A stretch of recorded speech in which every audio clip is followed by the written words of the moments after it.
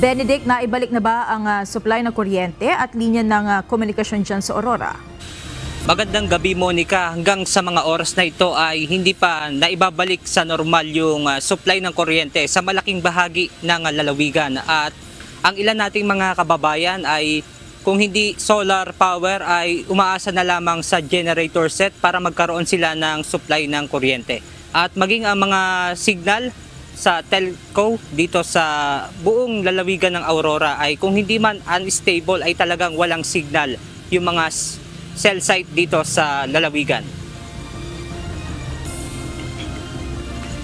Bunsod na malakas na pagragasa ng tubig mula sa bundok ay nasira ang bahaging ito ng kalsada sa Barangay Simbahan, Dinalungan, Aurora.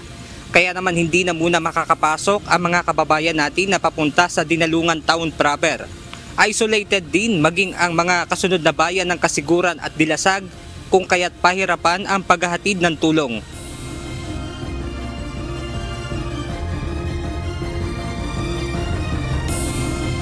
Dahil dito sa Dinalungan kasi yung may yung approach ba, talagang na-wash out lahat yun kaya walang makakadaan na maghihintay pa tayo ng doon. Kaya lang, baka makunat minamadali naman ang DPWH ngayon. Sigurado, baka ngayon maghapon, makakadaanan na.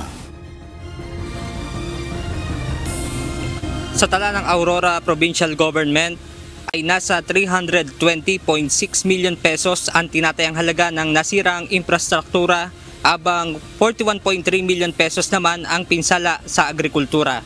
Sa datos mula sa Aurora PDRRMO, nasa 43 ang totally damaged na mga bahay habang 867 naman ang partially damaged. Isa nga si Roger Rusol sa mga nasira ang tahanan bunsod ng pananalasa ng Bagyong Pepito kahapon. Panawagan niya na sana ay mabigyan siya ng ayuda at materyales upang muling maitayo ang kanyang tahanan. Walang magagawa, talagang ganyan ang ng kalikasan. Kaya kung maaari, mabigyan kami ng sapat na ayuda. Mga yero, plywood, yan. Kailangan ng... Sa kasagsagan ng pananalasa ng bagyo ay umabot sa 18,257 families o katumbas ng nasa 54,972 individuals ang lumikas. Ang ilan sa mga ito ay nakauwi na, habang ang ilan naman ay nananatili muna sa evacuation center dahil may ilan nga sa kanila ang wala nang uuwi ang bahay.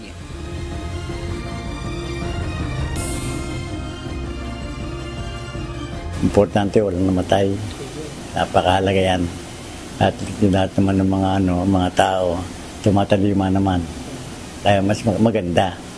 Hindi tayo na mga problema.